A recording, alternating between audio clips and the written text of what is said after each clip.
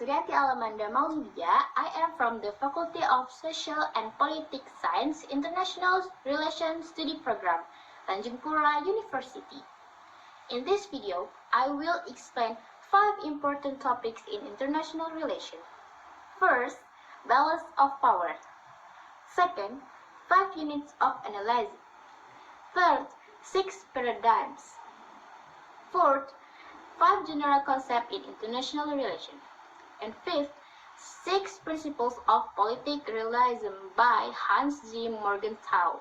First, we will discuss about balance of power in international relations. So, what is the meaning of balance of power? Balance of power is an effort to balance strength and power in order to prevent one country from being the strongest or more dominant than another. The international order system is anarchy, using force in any form so that it can be done by state to achieve its various interests. As a result of anarchy situation, it creates an insecurity for the country, especially for those with minimal power. With this balance, the country cannot impose its will or interfere with the interests of other countries.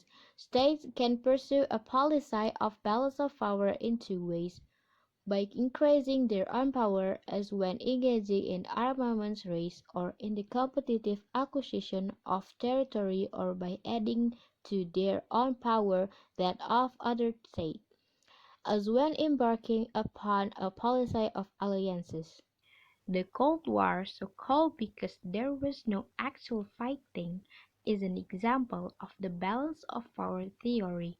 It involved the United States, a democratic capitalist country, facing off against the territorial Communist Union of Soviet Socialist Republic, otherwise known as the USSR.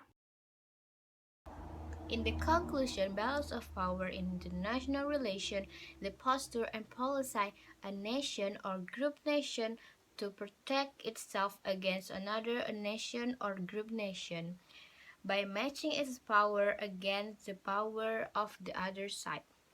Balance of power is important because the two rivals may go to war, the balance of power and go to war in near future. It has also played a key role in some of the most important attempts to develop a theory of international politics in contemporary study of international relations. The idea of the balance of power is put in place to explain the situation where states will ally themselves to prevent the hegemony of one state over all others. Next, we will discuss about 5 levels of the unit of analysis in international relations. Levels of the unit of analysis in international relations: individual's behavior, group individual, nation-state, group of states, international system. Individuals' behavior.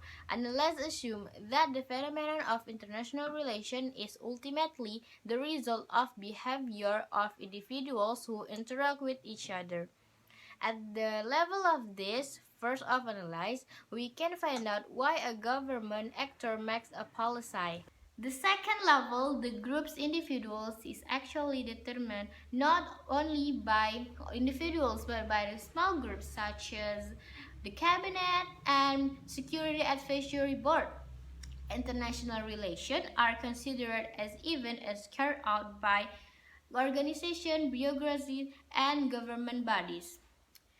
To understand international relations, we must study the behaviors of small groups and organizations involved in international relations. For the third level, there is a nation-state analysis which emphasizes the variation or difference between the behavior of a group of decision-makers in one country and another group in another country, which is considered useless because international relations are basically dominated by the behavior of the nation-state.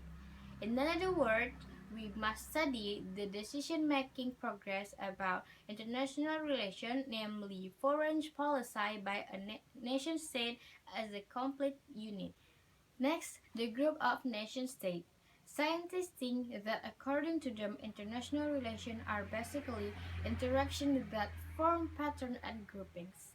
Therefore, the unit of analysis that must be examined is the grouping of countries such as regional groupings, alliances, economic and trade alliances, ideology, bloc groupings within the United Nations. Next, the group of nation-states. Scientists think that according to them, international relations are basically interactions that form patterns and groupings. Therefore, the unit of analysis that must be examined is the grouping of countries such as regional groupings, alliances, economic and trade alliances, ideology, bloc groupings within the United Nations. Fifth level in the analysis is the international system. The system as an environment has determined the behavior of nation-states. Because the international system is considered the most important cause of the behavior of nation-states. The international system is used to explain the behavior of actors in international relations who are involved in it. The next topic is six paradigms in international relations. Realism. An actor in the perspective of realism is a state, as an individual who will not cooperate with other actors without any particular intention, self-interest, and will always try to strengthen themselves.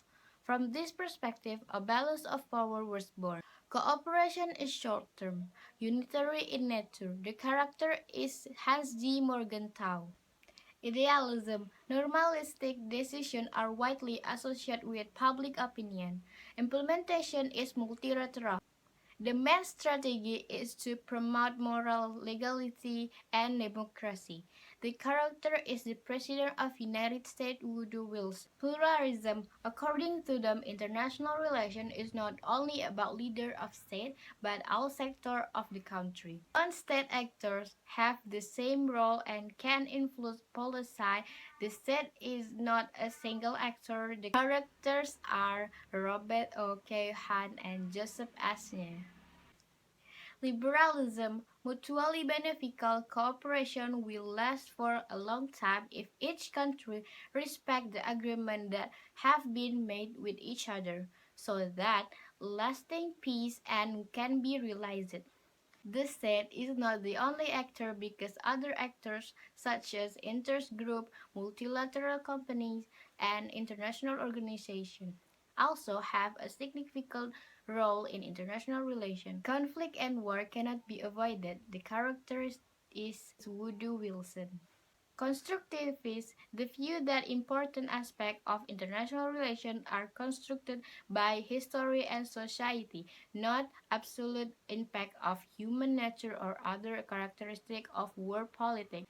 The character is Alexander Wen. Behavioralism, policymakers or decision makers means that what is meant as a state in the behavioralist view as a group of people who are responsible for making decisions in that country.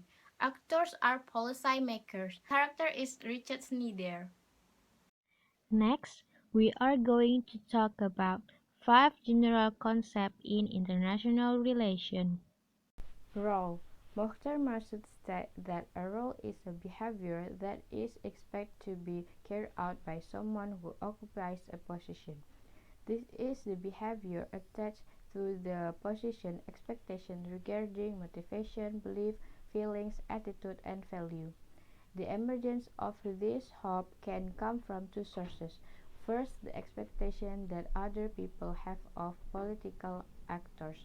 Second, hope can also arise from the way the role holder interprets the role he plays, namely his own expectation about what should and what should not be done, about what can and what can not be done. influence. The ability of international political actor is to be able to influence people's behavior in the way the perpetrator wants. The concept of influence is one aspect of power, which is basically a means to an end. Mutual influence activities, for example, can occur in aspects of human life, including economic aspect and political aspect. Cooperation. The main issue of international cooperation is based on extent to which mutual benefit obtained through cooperation can be formed because of the mutual needs to international life, which includes various fields such as ideology, politics, and the government. Economic, social, the needs for environment, culture, defense, and security. System analysis in international relations hold that various international phenomena simply cannot be defeated, so that a simple must be considered to exist in the environment and form interaction through the parts that are related to one another. National interest. National interest is the state's effort to pursue power, where power is anything that can develop and maintain state control over other countries. As a fundamental goal and the final determining factor that directs the decision makers of a country in formulating its foreign policy. Then we are going to talk about 6 Principles of Political Realism by Hansi Morgenthau. First principle is politic. Political realism believes that politics, like society in general, is governed by objective laws that have their roots in human nature. Second principles, we have power. Power which infuses ration order into the subject matter of politics, and thus make the theoretical understanding of politics possible. Realists assume that political realities are full of uncertainty and systemic unreasonable circumstance, and affect foreign policy making. Realists also consider that a rational foreign policy, a good foreign policy, minimizes risk and maximizes benefit. The next principle is dynamic, objective, and universal realism. Recognize that the determining kind of interest varies depending on the political and cultural context in which foreign policy is made. The interest must be dynamic, that is, always move according to international political conditions, because every country has different interests and needs. The fourth principles, we have universal moral principles. Basically, political realism realizes the moral importance of political action for individuals, but this cannot be implemented into state action in making foreign decisions. It is also aware of the tension between the moral command and the requirement of successful political action. Next principles is a set of principles universal political realism refuses to identify the moral aspiration of a particular nation with the moral laws and